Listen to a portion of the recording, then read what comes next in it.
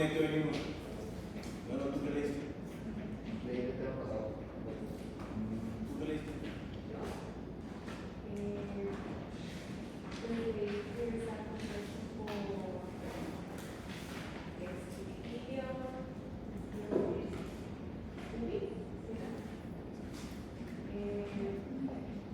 Pues hay varios ligamentos que se ponen, pues hay músculos profundos, medios, superficiales, hay diferentes formas también, helicoide. Tipos de pelvis. Sí.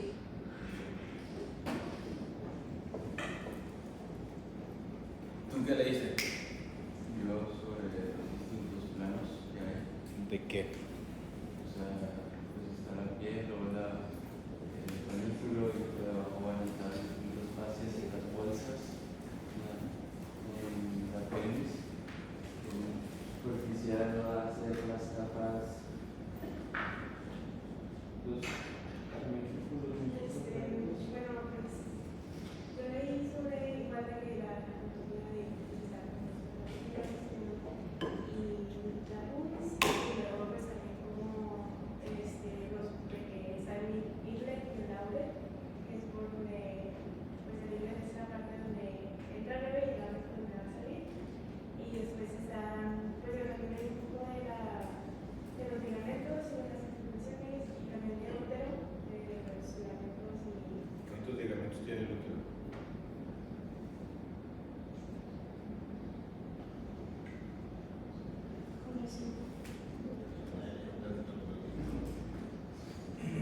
Ni poquito, uno.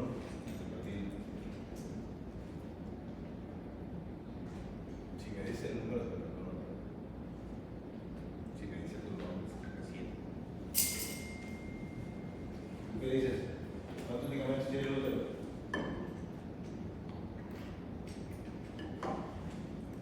Sí. Ok. Un ligamento del útero.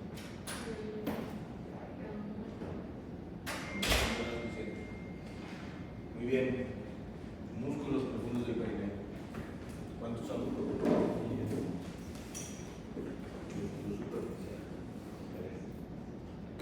¿Cuántos?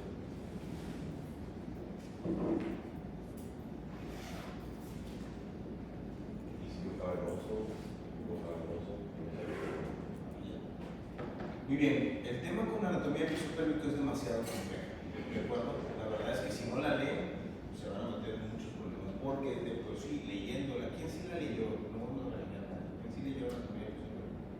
Así, no importa si no es regaño, es observación. Es fácil. ¿Te la puedes imaginar? Más o menos, ¿no? Cuando yo era pequeño, yo estudié anatomía como todos en primer año de medicina, lo que ustedes quieran, y para mí era muy fácil entender los músculos del brazo y los huesos del brazo porque son palpables.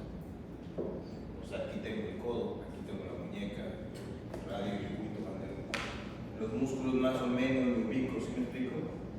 Pero cuando tengo una imagen tridimensional, había una imagen en mi libro de anatomía que era una imagen dos dimensiones, donde venía todo lo que viene siendo el temporal y los ejes del temporal, y la verdad es que nunca me la pude imaginar en 3D en esa imagen. Entonces nos hacían ir a la osteopeca en aquel entonces y agarrar el cráneo y empezar a ver dónde estaban ubicadas las cosas, pero era difícil si nadie te explicaba dónde estaban los orificios, porque la imagen no transmitía dónde estaba en tercera dimensión. El piso pélvico es igual. Los músculos del piso pélvico no los puedes ver. Si yo te digo, te contrae los músculos del piso pélvico, te vas a quedar viendo los hombres y te van a decir, ya los contrae. ¿Eso no es cierto? ¿Sí o no? Ese tema, cuando ustedes exploran, porque ustedes atienden partos ya, ¿no? O están en los partos, ¿sí no es cierto? Cuando entran y hacen un tacto vaginal que tocan. ¿Sí o no?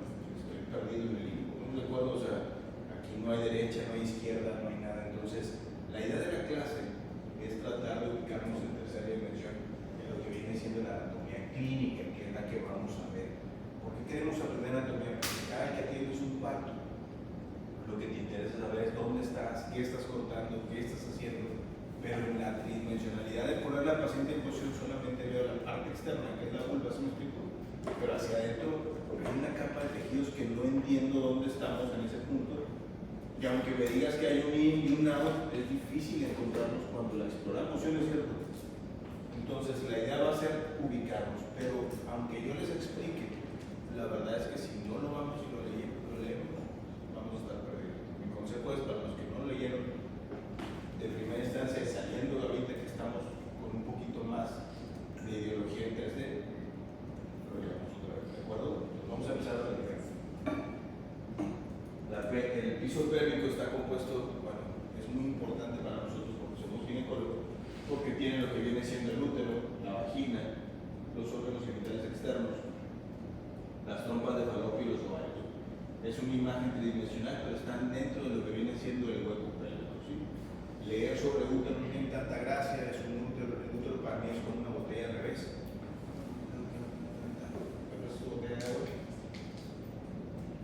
Entonces, ¿está de acuerdo? Está fijo en el piso pélvico.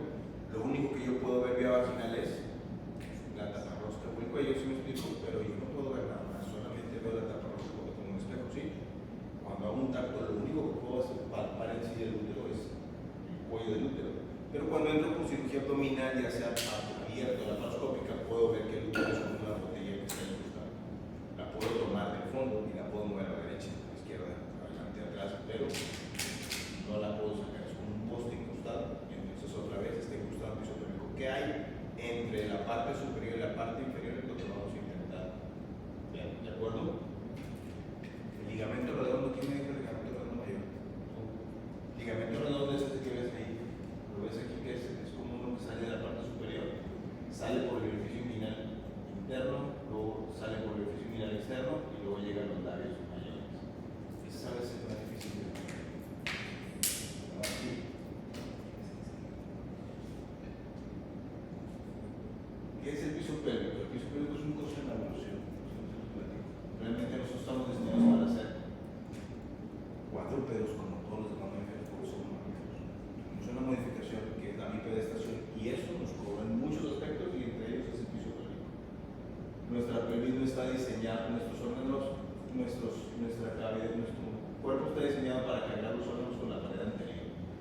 La pelvis no está diseñada para cargar eso y cuando hicimos bípedos ahora sobrecargamos el sistema pélvico específicamente. Como aquí no hay sobrecarga, toda la carga de los órganos intraabdominales es por la pared anterior, por la caja torácica. Sin embargo, aquí dirigimos exactamente todos los órganos intraabdominales intrapélvicos hacia abajo. Nos cobran varios aspectos, incluso la columna vertebral, la bipedestación. Pero el problema es que es difícil entenderlo porque los dibujos son difíciles y la imaginación es compleja y la descripción a veces es más. De hecho, hasta 1992 la estructura de la anatomía del piso pélvico era completamente distinta a lo que conocemos hoy de superiores. Él fue uno de los anatomistas más impresionantes que cambió los conceptos del piso pélvico y él escribe ese libro, ese artículo no hace mucho, donde dice todo nos da nuestra zona. El piso pélvico es difícil de entender, ¿de acuerdo? ¿Cuál es el problema? Que una estructura puede ser conocida con varios nombres, que dos nombres diferentes pueden referirse a la misma estructura, que realizar dibujos anatómicos para respaldar la teoría no siempre es correcto y que hay variantes anatómicas en cada uno de los pacientes. Siempre que ponemos piso pélvico en internet podemos ver un puente colgante, ¿sí? Y tiene razón el puente colgante, ¿por qué? Porque realmente los pilares tocan el piso, pero todas las estructuras cuelgan entre los dos pilares.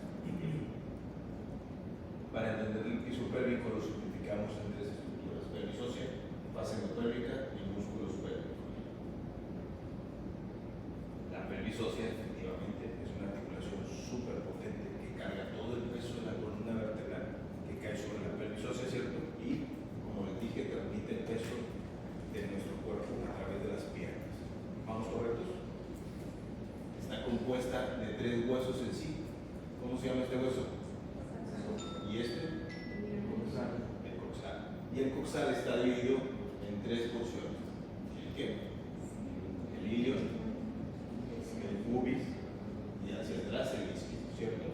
Entonces tenemos el coxal que se une el sacro que se une a los costales a través de esta articulación que es inmóvil en teoría, que es la articulación sacro-iliaca. Y adelante los dos costales se unen en la articulación en la síntesis del pubis, ¿ok? Entonces esta estructura es inamovible. Tiene otra vez el ilio, el pubis y el isquio. Y entre el pubis y el isquio hay un orificio que se llama fosa obturator, ¿ok?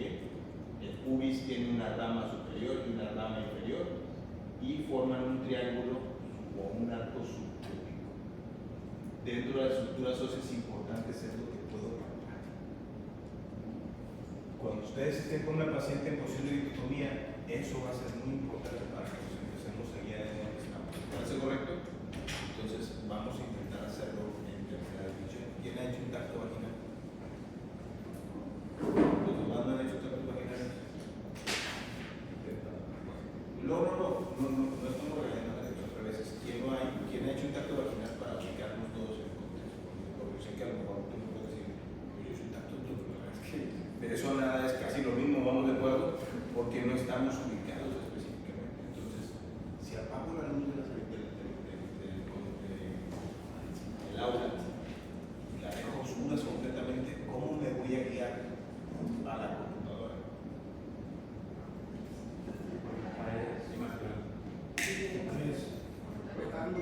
Voy a ir a dar todas las sillas y muy probablemente voy a dar aquella esquina.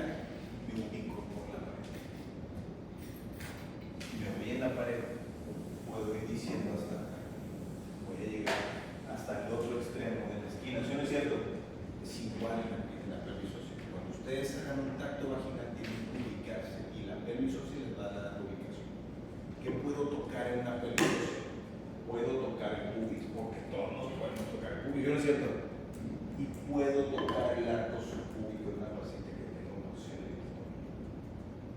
Esta estructura ósea la puedo tocar, pero cuando llego aquí al borde de la función esquelética, está cubierta de músculos y ya no la puedo tocar. Pero esta parte de aquí sí es palpable en cualquier paciente y la tienen que buscar cada que hagan un tacto vaginal. Llegan, tocan el arco subpúbico y dicen, hasta aquí llega la velocidad porque todo esto está cubierto con músculos, no lo puedo tocar. ¿Sí? ¿Qué otra cosa puedo tocar? El coxis. En todas las pacientes, cuando hagan un tacto vaginal, si bajan el dedo, pueden tocar la punta del coxis sin ningún problema, con un tacto vaginal o con un tacto vaginal. Y pueden seguir del coxis y el sacro. Pero llega un momento en que el sacro ya no lo alcanza. ¿Ok? Entonces me estoy ubicando. Sé dónde está el centro porque sé dónde está el coxis, ¿cierto? Puedo intentar tocar la pared posterior, que es como le dije. Es como si de aquí yo no veo nada, no llego, ¿se me explico? Pero entonces me guío con la parte lateral. Y la parte lateral es un músculo, pero hay una estructura que es palpable, que es esta de aquí. No la voy a encontrar imaginándome. Es como decir, estoy parado aquí, apago todas las luces y necesito volver a prenderlas. Me voy a la orilla, ¿se me explico?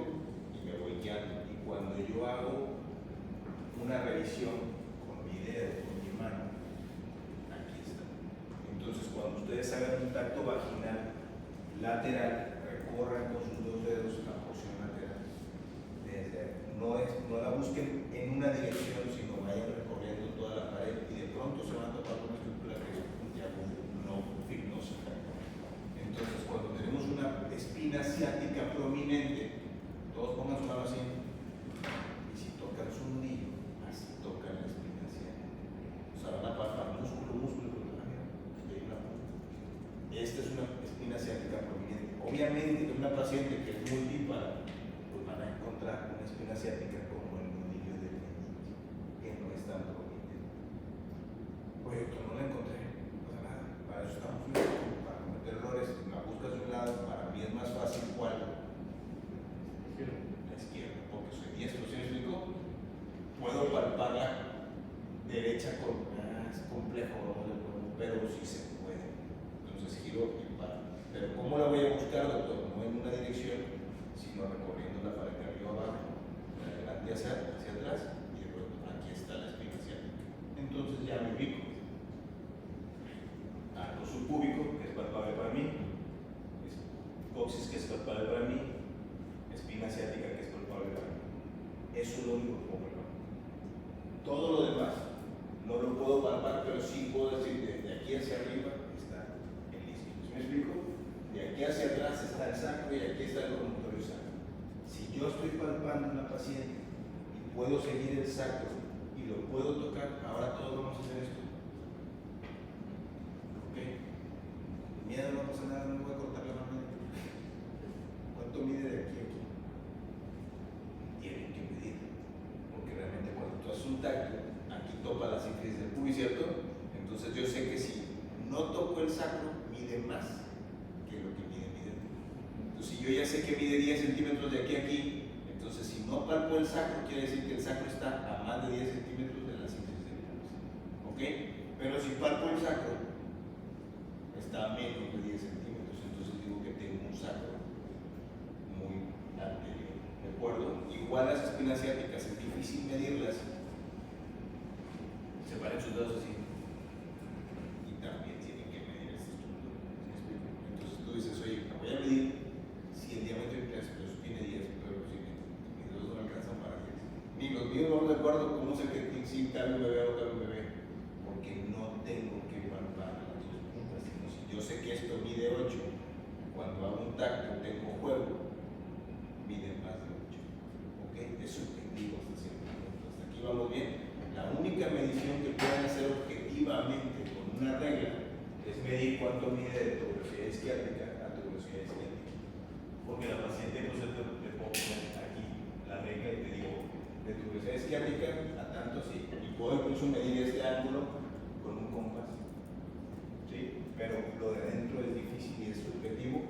Tienen que saber sus estructuras que no tienen nada que ver con el cuello del útero, ¿cierto?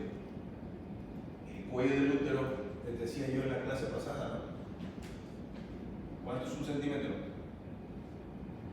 Recuerden, el cuello del útero es un cilindro, ¿sí? Entonces, normalmente por parte no entra nada, pero si puedo meter el dedo en el cilindro, quiere decir que tengo uno.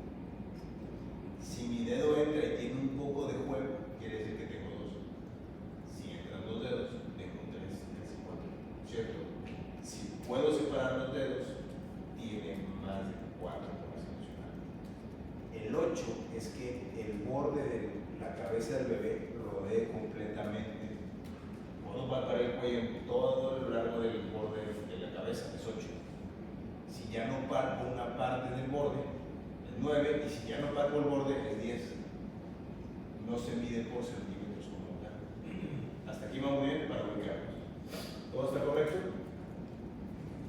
Muy bien, vamos a decir. ¿Sí? ¿Por qué es importante? La parte posterior nada más para saberlo de la articulación sacroiliaca, el coxis, la espina ciática que les mencioné. Perdón. Salud. Gracias. Ya les dije que las articulaciones son sacroiliaca y la sífilis del pubis. Tiene dos ligamentos que estabilizan la pelvis.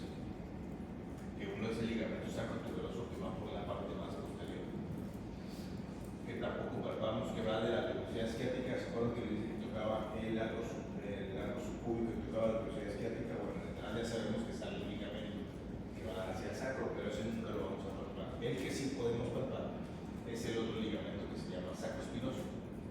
Si yo hago un tacto vaginal y toco la espina ciática, puedo saber que de la espina ciática al sacro hay un ligamento que se llama ligamento sacroespinoso. Y esos dos ligamentos estabilizan la pelvis, pero lo más importante es que también dan referencias anatómicas, porque eso tiene, ¿no? Se llama orificio sacrociático mayor y orificio sacrociático menor. No tiene gracia porque el de arriba es mayor y el de abajo es menor. ¿Por qué son importantes? Porque me da referencias para saber que ahí salen estructuras. Entonces ven cómo realmente si palpo la espina ciática me ubico ya en cuestiones anatómicas y ahorita lo vamos a dividir. ¿Les parece? ¿Qué les digo? ¿Les parece? Orificio sacrociático mayor y menor, orificio obturador, la pelvis ósea. ¿Cuál es el problema más importante? Que aunque es una articulación superpoderosa, que ya vimos referencias óseas, está hueca. Si yo lanzo una muñeca a través de cualquier pelvis ósea, se va, no importa si es masculino o femenino, ¿cierto? Entonces, ¿qué sostienen las óseas? Porque no hay ningún hueso. Ningún hueso tiene ningún bebé.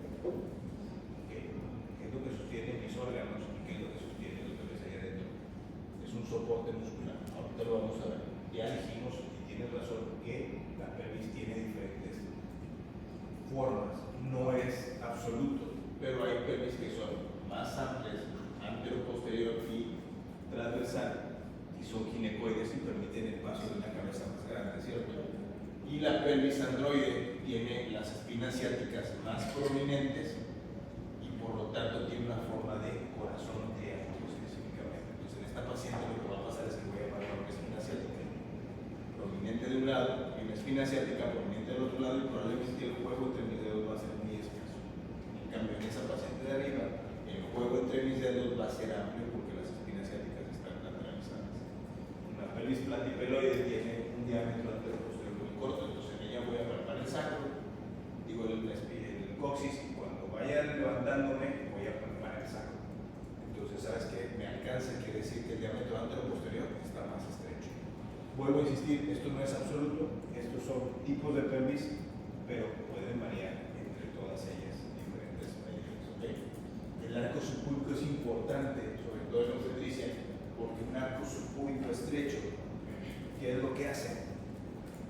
Que hace que el bebé necesite tener otro tipo de descender más para salir. Sabemos que podemos medir ciertos diámetros conjugados que van a haber en obstetricia, o los diámetros anteroposteriores.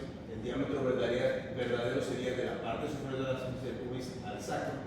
El diámetro obstétrico sería de la parte posterior de la síntesis del pubis al sacro. Y el diámetro conjugado es el que yo podría medir, ¿ok? Pero nunca voy a llegar. De hecho, inténtenlo. Intenten tocar el sacro en las pacientes que están bloqueadas y van a ver que no llegan. Entonces dices, es más de la medida que yo ya me hice. Los diámetros transversos, el que más nos interesa es el interespinoso, que es el más estrecho específicamente. La pelvis ósea tiene 3 niveles, pero los que nos interesan son los diámetros anteroposteriores superiores, los diámetros transversos en la parte media.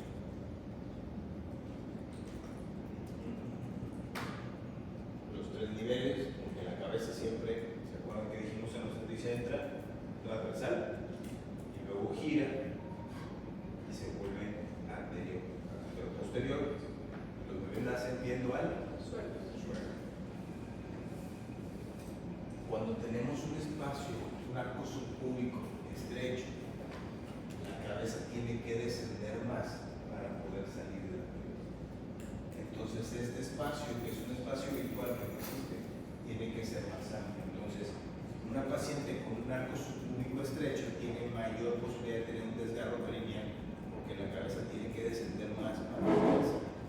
Una paciente con un arco subpúbico amplio, la cabeza no tiene que descender tanto, por lo tanto el espacio de Morris es más estrecho en ángulos abiertos y es más amplio cuando son ángulos cerrados.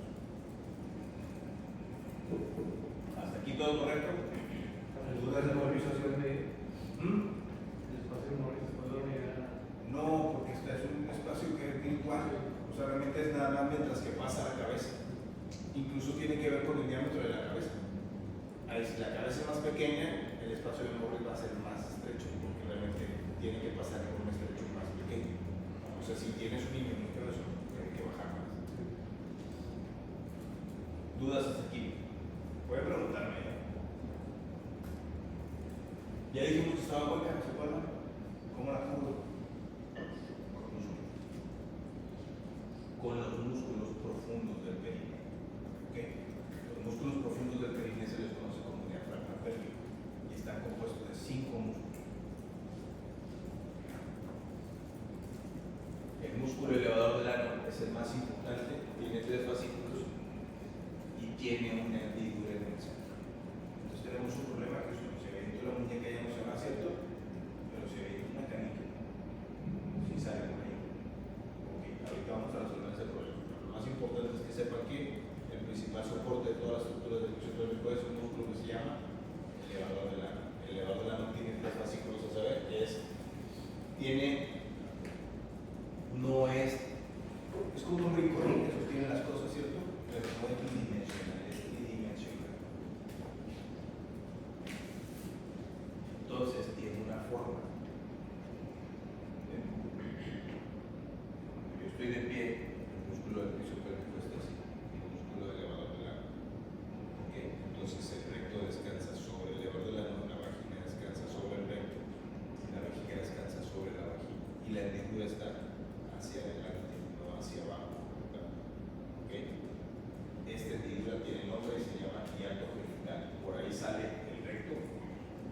vagina y la vejiga. En el caso del varón somos igualitos. La única diferencia es que no tenemos que ver vagina pero el recto y la boleta sale fuera. Tiene esa forma tridimensional el embudo. Entonces otra vez, vean, aquí está el músculo de bordelano con dos fascículos, el más central no se ve y dentro del músculo descansa el recto, sobre el recto la vagina y sobre la vagina la uretra y la vejiga. El músculo de bordelano tiene el fascículo cubo rectal, cubo coxígeo, hilo coxígeo. Tenemos el músculo coxígeo, el músculo piramidal y el músculo obturador interno. El músculo cubo rectal es la parte más central del elevador del ano. Se le conoce como cubo rectal porque interactúa con el esfínter anal externo e interactúa también con vagina y con uretra, pero más importante con el esfínter anal externo. Por eso a ese fascículo más central se le conoce como as cubo rectal. Se origina de la parte posterior de la sífilis del pubis, va a dar el coxis y da la vuelta. ¿Okay? El siguiente fascículo es el cubo coxígeo. El cubo coxígeo y el cubo rectal son muy similares, o sea, realmente es el cubo coxígeo. Y la parte más central del cubo coxígeo se considera el as cubo rectal. ¿Vamos de acuerdo o no? La hoja me ayuda más para que no se inglés. Este es el cubo coxígeo, ¿cierto? La parte más central se conoce como as cubo rectal porque interactúa con los esfínteres de las estructuras que salen por aquí. El cubo coxígeo, otra vez, es una inserción ósea que va a dar a la sífilis del pubis igual al coxis y se regresa. El siguiente músculo es muy simpático. Tiene una inserción muscular. Entonces, si ustedes ven, aquí se ve una pequeña línea blanca que va desde la parte posterior de la sífilis del pubis hasta la espina ciática. ¿Se acuerdan que les dije que las referencias eran importantes? Este músculo se inserta sobre otro músculo que se llama obturador interno y se conoce como el ilio coxígeo. Desde la parte posterior de la sífilis del pubis hasta la espina ciática. Se inserta sobre el músculo y luego sobre el coxis y el sacro. Los tres juntos forman el elevador del ano. Que si lo vemos otra vez para recapitular dimensiones, este es el ilio coxígeo, este es el coxígeo y la parte más central que interactúa con los esfínteres se conoce como ya vieron que es el principal soporte del músculo.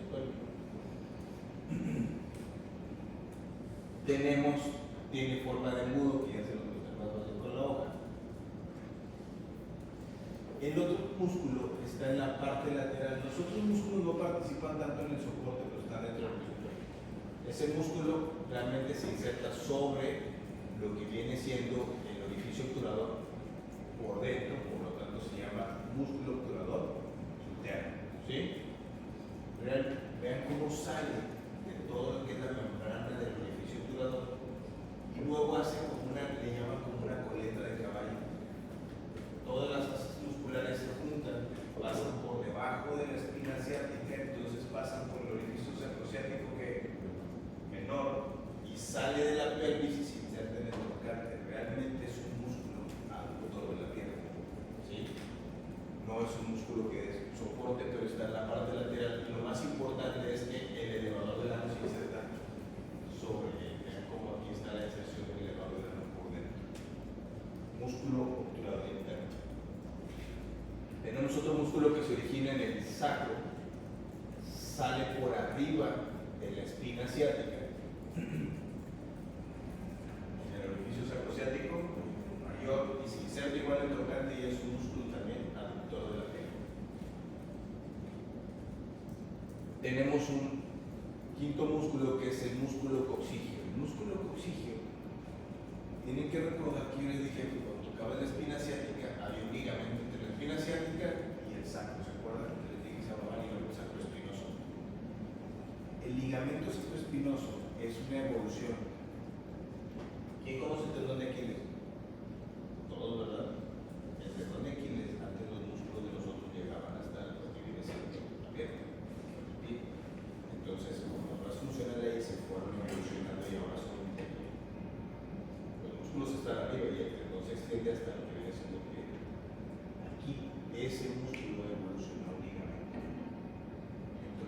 realmente el ligamento sacroespinoso y el músculo coxígeo son la misma estructura. Nada más que por detrás está el ligamento sacroespinoso y por delante está lo remanente de músculo que se llama músculo coxígeo. Entonces ahí donde ven está el músculo coxígeo porque lo estoy viendo por dentro, pero si quito el músculo, es el ligamento sacroespinoso.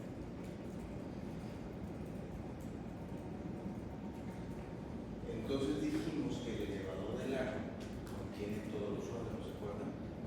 Y dijimos que el obturador interno está en la pared y el músculo elevador del ano se inserta sobre el obturador interno.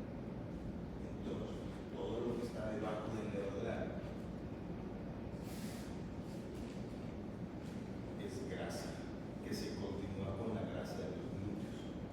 Pero, digamos que la grasa de los glúteos se mete por debajo del elevador del ano y esta grasa forma una pequeña estructura triangular que la parte interna es el elevador del ano, la parte externa es el músculo obturador interno, ¿cierto? Y por debajo tenemos el músculo glúteo mayor. Esta proyección triangular se conoce como fosa isquiorectal. ¿Por qué es importante? Algunos pequeños detalles, pero en obstetricia es porque es una grasa amarilla como la de la hormorosis. Cuando tú tienes un desgarro vaginal y entra grasa amarilla, quiere decir que cortaste el elevador del ano, que la grasa de la fosa isquiorectal es un desgarro complejo, ¿de acuerdo? Ese es la fosa isquiorectal, que es la grasa que está por debajo del elevador del ano. Sería como ese pegolito que es eso. Aquí, esto es grasa visceral, esto es de los órganos. Y esto es grasa de tejido celular subcutáneo. Entonces, esto es grasa amarilla. La parte interna es el elevador del ano y la parte externa es el obturador interno. Es importante por aquí porque pasan esos vasos, que son los vasos internos. Entonces, vean cómo lo que detiene en un parto un bebé no es el bulbo cavernoso, es el elevador del ano. O sea, realmente la paciente tiene que, ya pasó las espinas y no sale el bebé, y no sale el bebé, tiene que dilatar el elevador del ano porque ese músculo se dilata 250 veces sus fibras, su tamaño, para que pueda pasar la cabeza del bebé.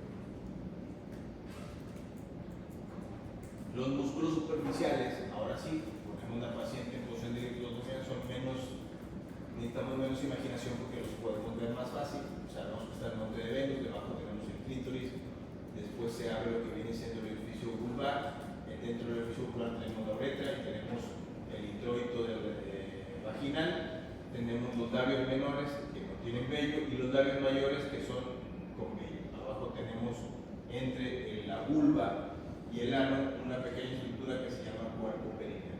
Eso es fácil de ver en todas las pacientes, hay variantes de esto específicamente, pero aquí lo más importante es que como tengo la paciente en posición de iridotomía, puedo palpar las cosas que dijimos.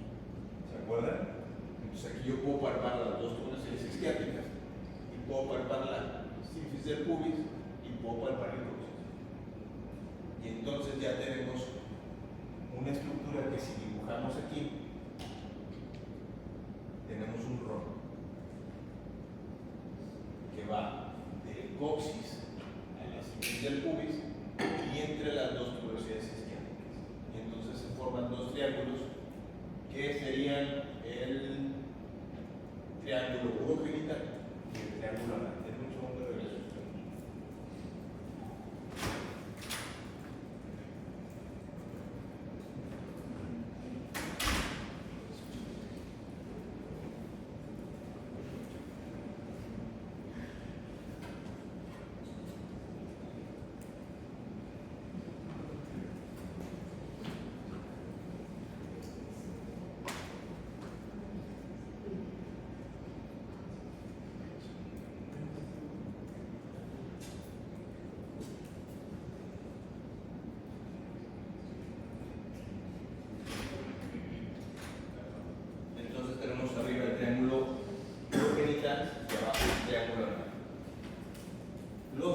Superficiales se encuentran en un plano por fuera del elevador del ano. Nuevamente, para ver un esquema más palpable, este es el elevador del ano. Los músculos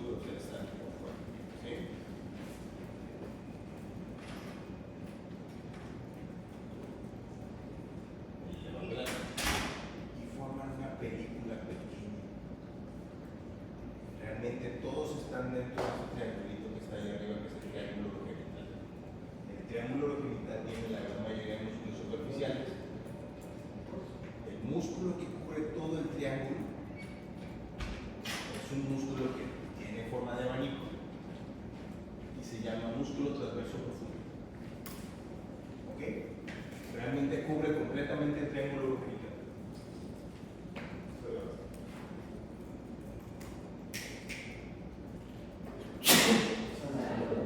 Ahí arriba sale la letra y el introito vaginal.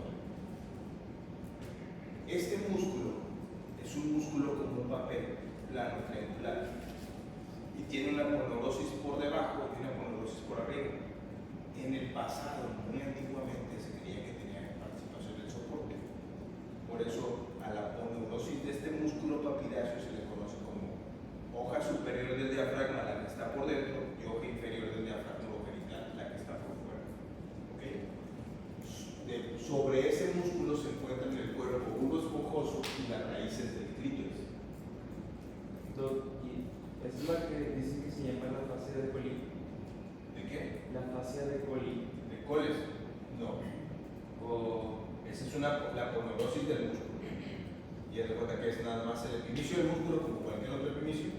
Nada más tiene nombre propio porque fue lo primero que se escribió. La aponeurosis de adentro se llama hoja superior del diafragma y la aponeurosis de afuera es hoja inferior del diafragma. Ahorita vamos a llegar a la fascia cólica. ¿Hasta aquí todo correcto? Sobre ese músculo descansan entonces el cuerpo bulbo esponjoso y las raíces del clítoris. ¿Sí? Sobre ese músculo y sobre esas estructuras hay otros tres músculos. El músculo que va por la orilla del arco subcúbico se llama, ese no tiene gracia. ¿Sí no es cierto? ¿Cómo se llama?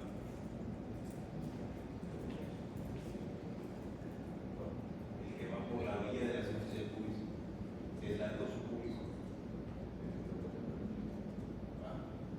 ¿Cómo se llama? Ayúdame. Disquito venoso.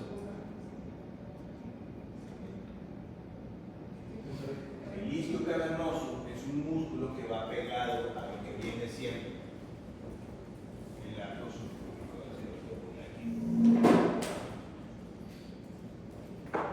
Este músculo va pegado al hueso y se llama isquio cavernoso.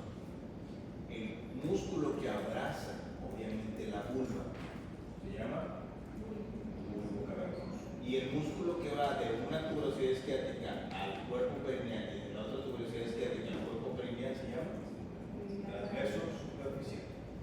Entonces tenemos que el músculo transverso profundo es el amarillo, en el cual descansan los otros tres músculos, ¿cierto? Y entonces todo esto se encuentra dentro del triángulo urogenital. Debajo tenemos el triángulo anal, y en el triángulo anal lo único que hay es el esfínter anal externo, y todo esto es grasa. Entonces, si yo meto una aguja del ano hacia un lado, voy a presentar grasa, hasta que llegue el elevador del ano, porque no hay ninguna estructura aquí. Pero si pongo la aguja acá arriba, me voy a ir pasando por todo eso, cubriendo esos músculos superficiales que mencionamos. Hay un tejido celular subcutáneo. Los músculos superficiales, como les dije, es un triángulo de papel entre el arco subcúbico y aquí está. Si yo meto mi aguja aquí, pues yo corto aquí la piel y después hay un tejido celular subcutáneo. Esta pregunta no se hace. Tú y tú. ¿Cuáles son? El tejido celular subcutáneo de la piel tiene dos capas, ¿cómo se llama?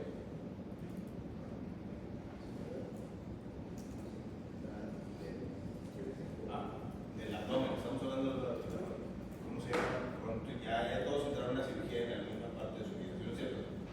Ya han visto que debajo de la piel hay una grasa. Esa grasa tiene dos capas, ¿cómo se llama? Antes de llegar a la aponeurosis, todos han entrado a una cirugía, no una cesárea con ¿cierto?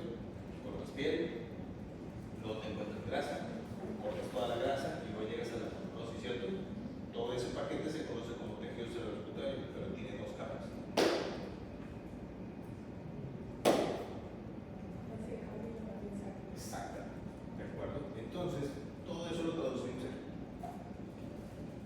fascia de escarpa y la fascia de camper. Pero la fascia de camper aquí se llama fascia de coles.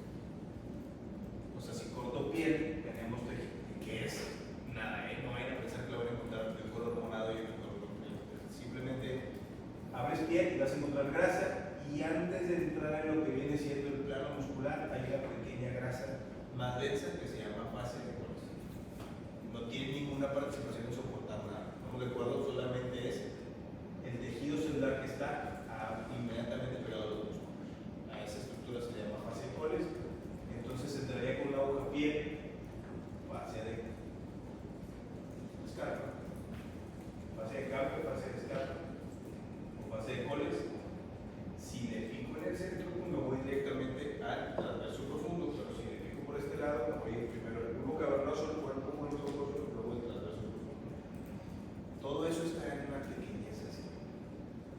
Cuando ustedes hacen una episiotomía, ¿qué cortan? El bulbo cavernoso, ¿cierto? Siempre les dicen eso, pero ¿qué crees? Cortas el bulbo cavernoso y el transverso profundo, porque son el mismo plano.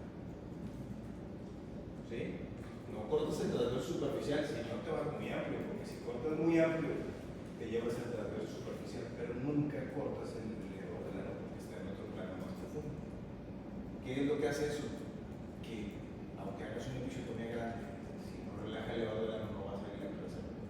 Por eso en la actualidad la episiotomía no se utiliza para abreviar el trabajo de parto, porque no puedes cortar el elevador del ano.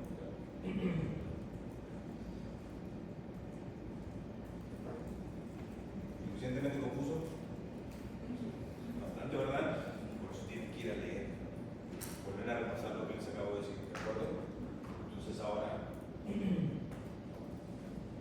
ya tenemos el sistema muscular. Ya dijimos entonces el elevador es el principal soporte, que todo lo carga este músculo que está aquí, que hay unos músculos alrededor que están aquí, que son los otros músculos del músculo del diafragma pélvico, que tenemos unos músculos superficiales que no tienen función de soporte. ¿Por qué no tienen función de soporte? Porque es bien sencillo. ¿Tú dónde? ¿Cuáles son los músculos masticadores?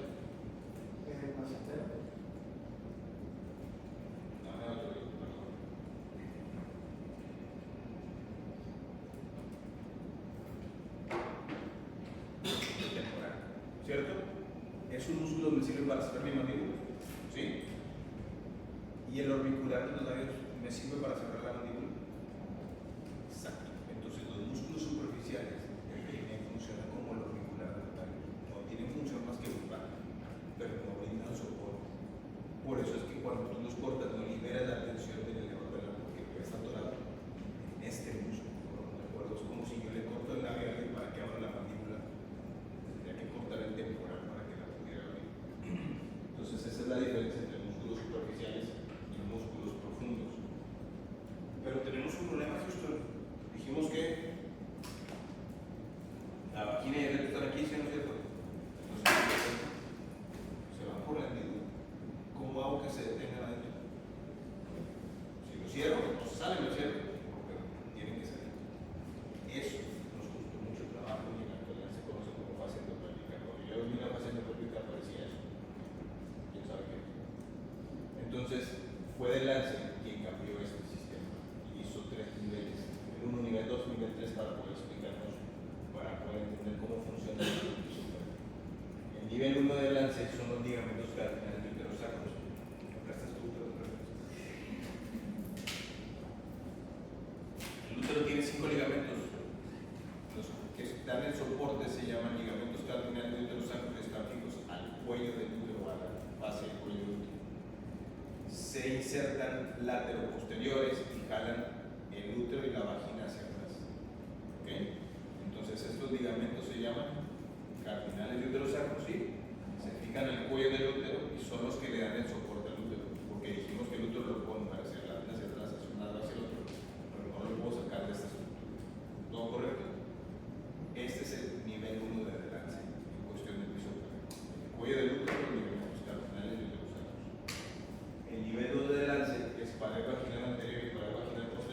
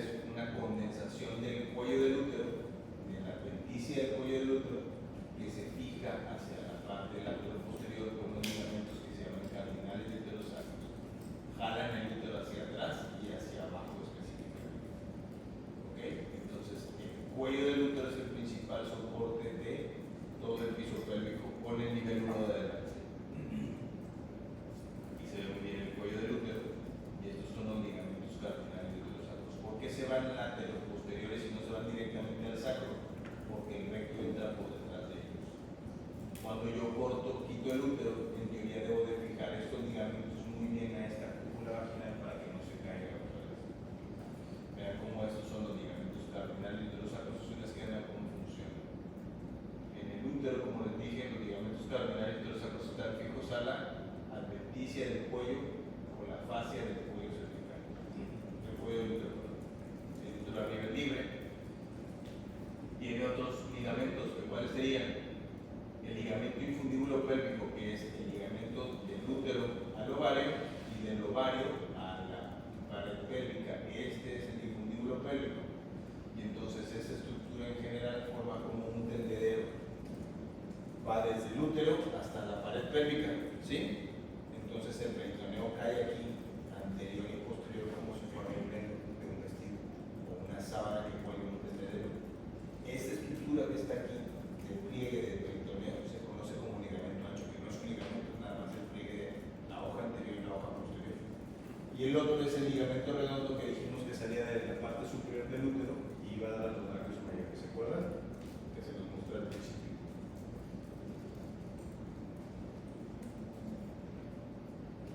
El ligamento redondo, aquí se ve como en una embarazada se extiende, pero va a dar a los labios mayores. Hay una estructura ahí que se llama conducto de Bach. El nivel 2 de lance es del cuello del útero a la sínfisis del pubis antero-posterior. ¿Sí me explico? Los ligamentos que mencioné anteriormente son los que hacen que un útero puede estar anterovertido o retrovertido. En general se considera que sí, pero no. O sea, no necesariamente depende de los ligamentos redondos, pero tiene razón, el útero puede estar en el anteverso y el retroverso, pero no se describe que sea exactamente por la función del ligamento redondo. Pero sí tiene un sentido lógico, pero no se ha. Tenemos el esquema de los, ¿se acuerdan que les dije? Pelvis ósea, soporte muscular que carga los órganos, el recto descansa sobre el músculo, la vagina sobre el recto y la vejiga sobre la vagina. ¿Cuántas paredes vaginales existen?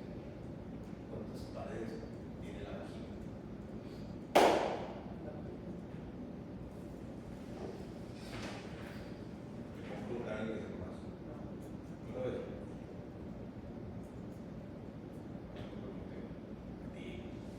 ¿Cuántas paredes tiene una vagina normal? No tiene gracia, 8, 9, 10. ¿Cuántas tiene? ¿Tú qué dices? ¿No tiene laterales entonces? ¿No? ¿Es redonda? Es cuadrada. La vagina, perdón. Es una elipse. Solamente tiene una pared anterior y una pared vaginal posterior, que las dos se unen para fijarse al músculo. Entonces el nivel 2 de lance tridimensionalmente, si lo vemos de frente, tiene una pared anterior que se conoce como fascia pubocervical, una pared vaginal posterior que se conoce como tabique recto vaginal, los cuales separan los órganos, pero lo más importante es que es tejido conectivo denso que les da soporte a esas estructuras, ¿ok? En la otra dimensión, lo vamos a ver así. En un sentido lateral dijimos que el cuello del útero es el nivel 1 de lance, ¿se acuerdan? Del cuello del útero a la sínfisis del pubis, sobre pared vaginal anterior, está la fascia, que como dijimos se llama pubocervical. ¿Sí? Y del cuello del útero al cuerpo perineal está el tabique recto vaginal.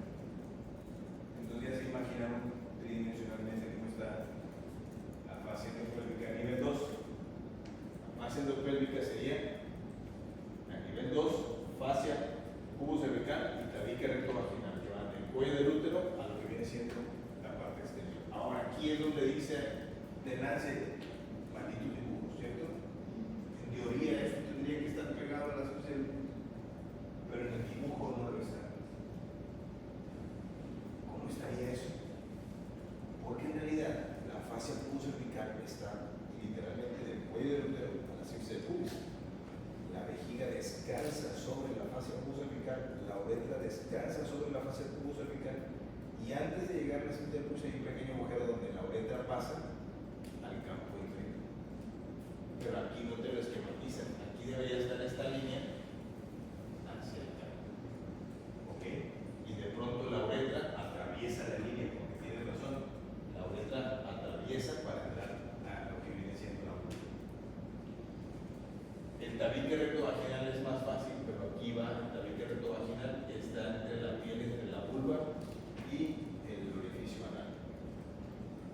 Ese es el nivel 2 de delance. Y el nivel 3 de delance son en sí los músculos superficiales. Entonces, delance dice 3 niveles: cuello del útero, fascia pubis cervical, tabique recto vaginal nivel 2, y músculos superficiales o diafragma genital nivel 3. ¿Qué traza? Vamos a ver eso. Por eso no. ¿Ustedes me ayudan o no? Ya está hueco. Yo le pongo de afuera hacia adentro. ¿Qué es lo primero que me voy a encontrar? De afuera hacia adentro, ¿qué me encontraría primero? ¿Qué músculos?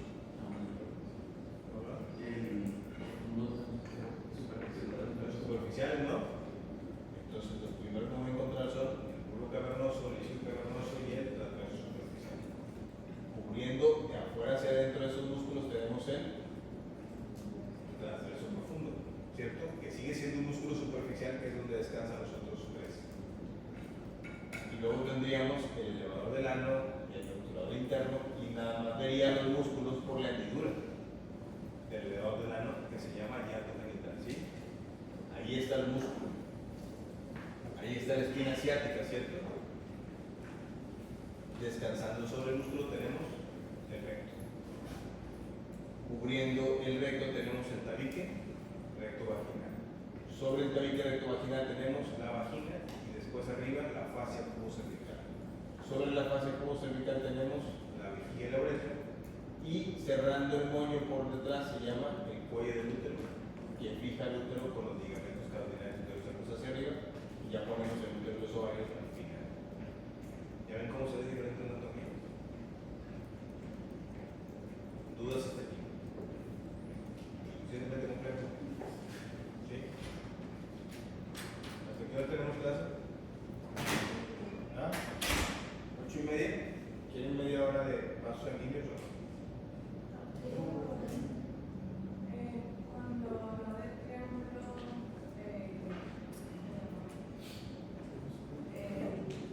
bueno, que está conformado por el glúteo mayor, La fosa esquiorectal. la fosa esquiorectal, que a un lado por donde pasan los vasos cruentos, por ahí también pasan nervios, ¿verdad? Ese es el nervio cruento. Exacto. Y ese es el que es más susceptible a lastimarse durante toda la parte. Fíjate que el tema del daño del piso pélvico del nacimiento es mucho más complejo. Hoy se sabe que no tiene. Antes pensábamos que era así mágico, como comprimo el nervio pudendo y el nervio pudendo tiene la culpa de todo. Pero hoy sabemos, por ejemplo, que el nervio pudendo solamente da sensibilidad a los músculos superficiales, y los músculos superficiales no tienen participación en soporte. El que tiene participación en soporte es el elevador del ano, y el elevador del ano recibe fibras musculares directamente de ese 3-4. Entonces, ¿cómo se lastima ahí? Lo que pasa es que cuando nace un bebé, el elevador del ano tiene que distenderse, como te dije, las fibras 250 veces su longitud normal, y los nervios también. Y entonces, en teoría, sale el bebé y todo se tiene que recuperar otra vez a la normalidad, pero no siempre ocurre la normalidad.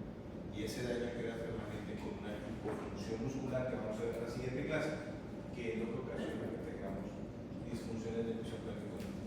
Pero no es tanto la compresión del nervio pudendo. Lo que sí sucede, para saberlo ahí, es que el nervio pudendo, por ejemplo, cuando tú hipertrofias el obturador interno, que eso es en ciclistas, comprimes el nervio obturador y puedes tener parestesias en la parte anterior de la vulva o del escroto por compresión, por hipertrofia del obturador interno, sobre todo en ciclistas y en espíritu. ¿Ok? Que por ejemplo, ¿por qué las bicicletas? ¿Sí saben que las bicicletas de las niñas son diferentes a las bicicletas de los niños? ¿No? Y no tiene nada que ver con el género, tiene que ver con anatomía. ¿Sí?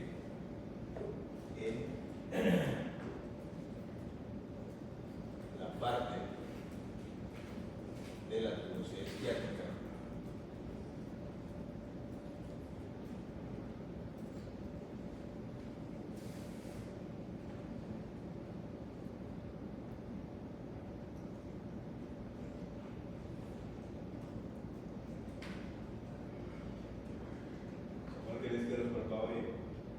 viene el nervio pudendo, que viene del canal del obturador, que se llama canal de arco, que les mostré ahí en la fosa esquiorectal. Luego llega aquí y se distribuye lo que viene siendo la vulva.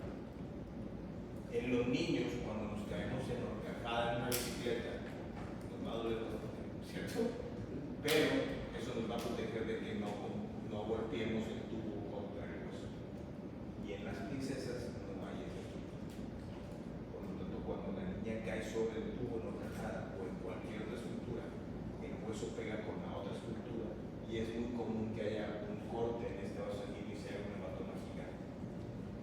Por eso las bicicletas de las niñas siempre tienen el tubo en teoría un poco más abajo. No es por otra cosa, simplemente, sobre todo las de niñas pequeñas, no me acuerdo, para que si ellas caen, no caigan sobre el hueso del tubo, específicamente, para que no haya una lesión de la arteria pudenda a nivel de la escotadura de la velocidad izquierda. Muy bien.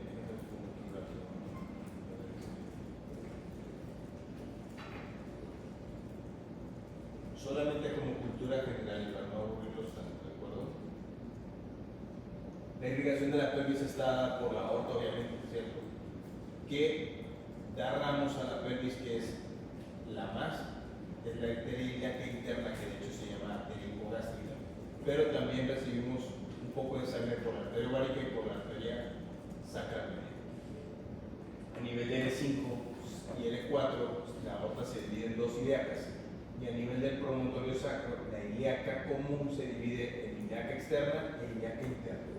La ilíaca externa tiene un trayecto corto y después se convierte en la arteria femoral, y la arteria ilíaca interna está hacia adentro, se mete a la pelvis ósea y da todos los ramos que dan la mayor ligación a lo que vienen siendo las estructuras que les dije. Entonces, ilíaca común, ilíaca interna y ilíaca externa. Recibimos sangre por la arteria ovárica. ¿Se acuerdan del ligamento que les dije que es del útero al ovario y del ovario a la pelvis, que es el infundíbulo pélvico? Por el infundíbulo pélvico llegan unos vasos que vienen de la aorta o de la arteria renal, que son las arterias ováricas.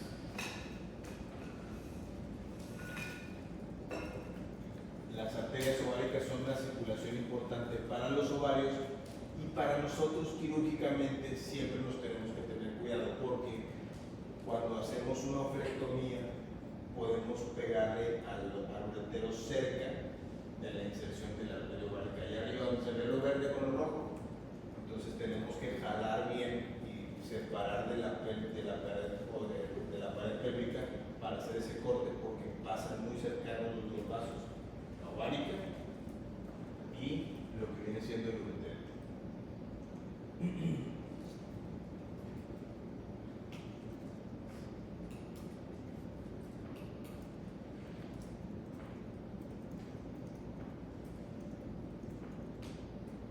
La aorta tiene una rama terminal que se llama sacral media, que solamente le da irrigación al sacro, y entonces decimos que las únicas circulaciones que no pertenecen a la hipogástrica son la arteria ovárica, que viene de la aorta o de la renal, y la sacral media, que viene directamente de la aorta. Todo lo demás de irrigación de la pelvis ósea, de la pelvis en sí, viene de la arteria hipogástrica. La arteria hipogástrica es compleja porque tiene 10 ramas.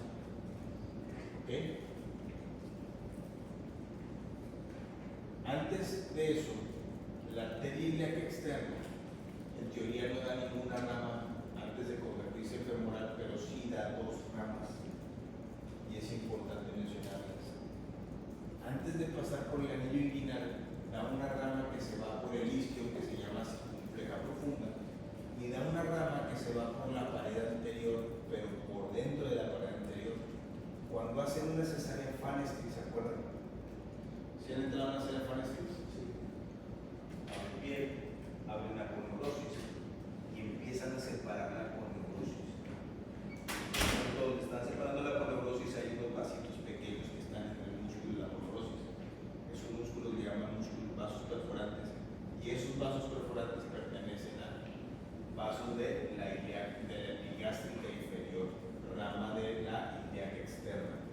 ¿Por qué son importantes? Porque en pacientes con problemas con circulación portal, esto es una circulación colateral con la mamaria o con la subclavia, es una comunicación entre la epigástrica, la ilíaca externa y la subclavia, este centro punto. Es una circulación colateral, es un vaso que va por dentro de la pared anterior y no se puede ver, solamente lo vemos cuando disecamos el músculo en la mano.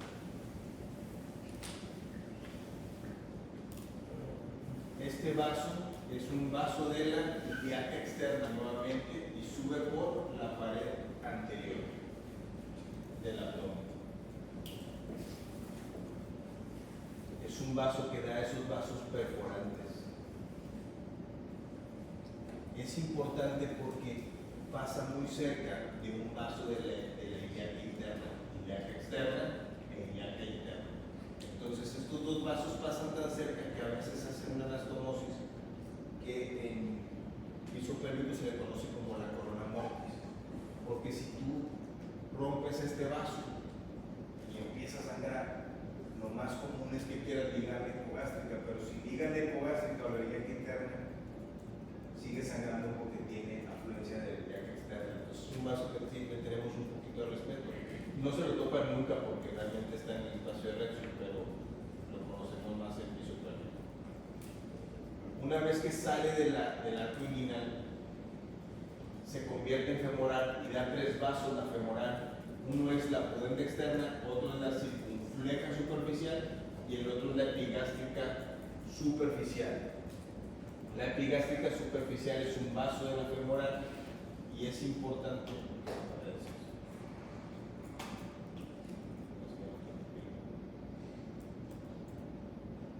porque cuando hacemos ahora sí la misma fan, abrimos transversal la piel y en la grasa hay dos vasitos laterales.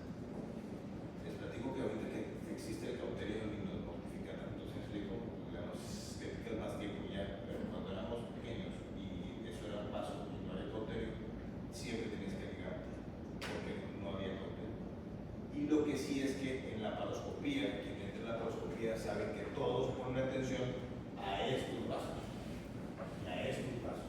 Por eso ponen la lámpara debajo de la piel para ver que no estén cuando entren con el tronco, para que no perforen ni la epigástrica superficial ni la epigástrica inferior. La arteria hipogástrica da 10 ramos en dos troncos, el tronco posterior y el tronco anterior. El tronco, yo siempre les digo que la arteria hipogástrica da ramos parietales y ramos viscerales. Es muy fácil aprendérsela con mnemotecnias o cosas por el estilo. Yo, como tengo TDA, no puedo con eso. Entonces, yo me las aprendí más por sentido común y tiene 4 ramas que dan a los órganos, todas las demás son parietales.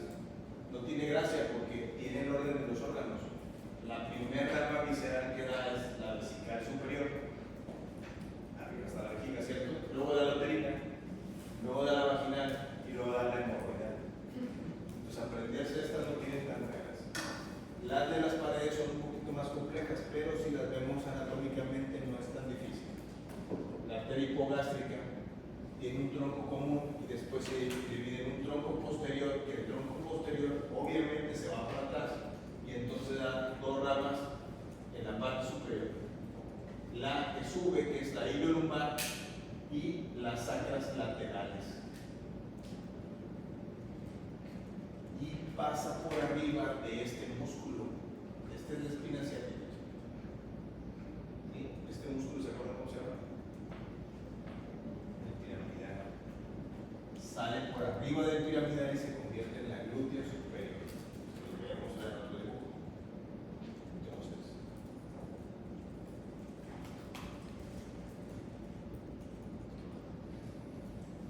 el tronco posterior da la iliolumbar hacia arriba, las sacras laterales que van a los orificios sacros y sale de la pelvis por arriba del piramidal y se convierte en glútea superior. El tronco anterior, su primer vaso, es el vaso obturatriz, que es el que va a dar al orificio obturador, que es el que se junta con la arteria que les dije que es la epigástrica inferior. Entonces, la obturatriz y la epigástrica inferior forman la corona mortis. Y después aparecen los vasos viscerales, que serían otra vez de arriba hacia abajo, vejiga, útero, vagina y hemorroida media. Y luego da 2 ramas, ya serían el tronco anterior da 6 ramas, entonces son la obturatriz, las 4 viscerales y me quedan 2. La pudenda, que pasa por detrás del ligamento sacroespinoso, se va pegada al obturador interno, tan pegada que el obturador interno le hace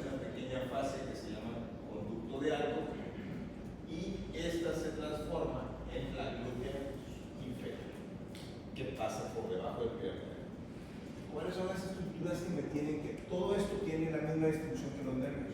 Y lo que me tiene que llamar la atención, lo que tengo que aprender yo es que cuando pongo un bloqueo pudendo, lo que hago es que pongo mi aguja cercana a la espina ciática y aquí es donde pongo la quilocaína para tratar de inhibir el pudendo. ¿Para qué me sirve un bloqueo pudendo? Para hacer una reparación de un desgarro, pero no me sirve para un parto. Porque dijimos que la inervación del elevador del ano no es por el nervio pudendo 100%, es por ramas directamente de saco.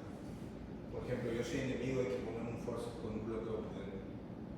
Se lo va a aventar en vivo la paciente. Porque realmente el bloqueo pudendo no duerme en el elevador del ano, solamente duerme la vulva, pero no el elevador del ano.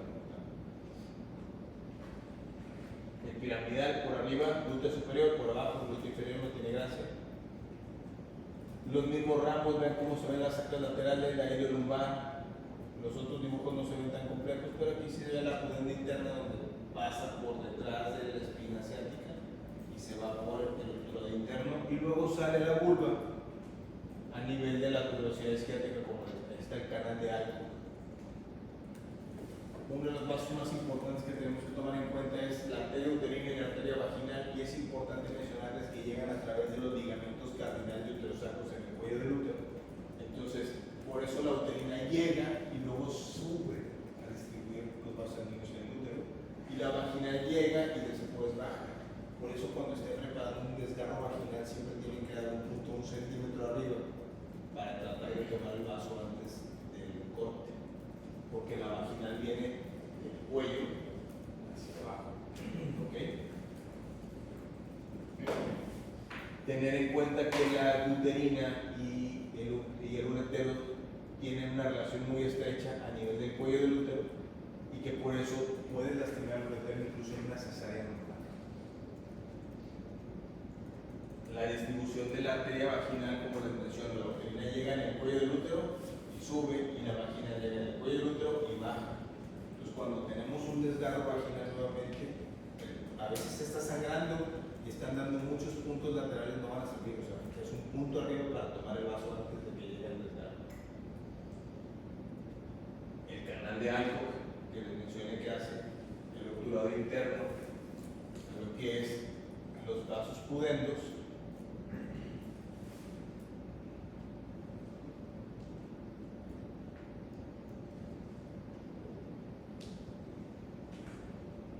Y donde los vasos pudendos llegan al períneo y se distribuyen en ramos labiales y ramos clítoricos. Igual, cuando hacemos el bloqueo pudendo, solamente como cultura general, vean cómo la inervación del elevador del ano es directamente de S3 y S4, no necesariamente del nervio pudendo.